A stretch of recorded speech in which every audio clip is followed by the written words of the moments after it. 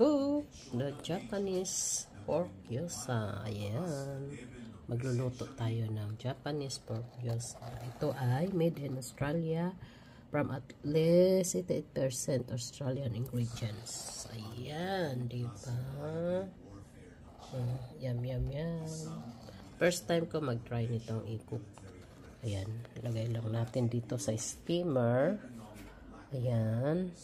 Tapos, nagpakulo ako ng water. Ayan, nagpakulo na ako ng hot water. Tapos, ayan, mainit yan. Para mapakulo. Tapos, ilagay natin ito. At lagyan pa natin ng gyoza. Ayan, put more.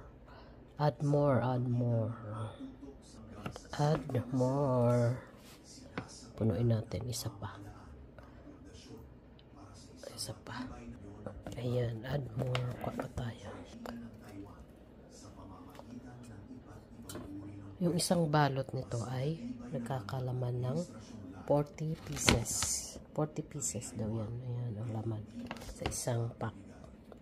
Ayan, sinindihan ko na yung kalan. At hintayin na lang natin ito maluto. Ayan na. Luto na siya. Ayan o. Diba? Ayan. At ito ang ginawa kong sauce. Ayan, Korean style tayo today. Tanghalian namin.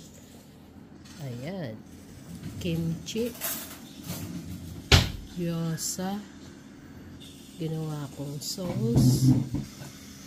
At natirang pata. Pork knuckle. Siyempre, rice tayo.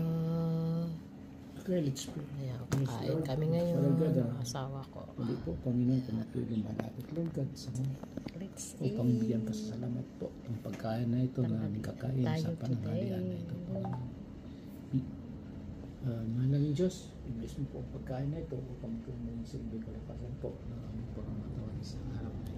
Thank you God sa patuloy mo po pagbibigay sa amin ng aming makakain. Ayan, kain po tayo ngayon. Kimchi. Ano naman